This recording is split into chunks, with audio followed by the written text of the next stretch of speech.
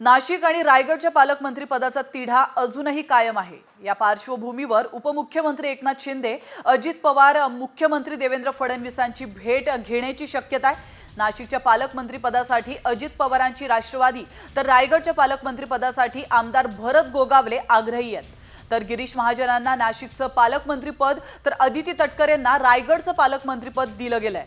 मात्र पालकमंत्री पदाला स्थगिती देखील दिली होती। तर आपण पाहतोय शिंदे सरकारमध्ये नाशिकचं पालकमंत्री पद दादा भुसे यांच्याकडे देण्यात आलेलं आहे।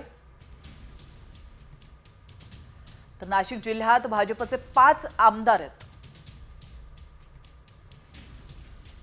नाशिकचं पालकमंत्री पद महाजनांना दिल्यानं दादा भुसे मात्र नाराज आहेत। तर नाशिक जिल्ह्यात अजित पवार गटाचे सर्वाधिक 7 आमदार असून राष्ट्रवादीचा पालकमंत्री पद त्यांना दिलेलं नाहीये। माणिकराव कोकाट यांना नाशिकऐवजी नंदुरबारचं पालकमंत्रीपद दिल्यानं राष्ट्रवादीमध्ये नाराजी पाहायला मिळते।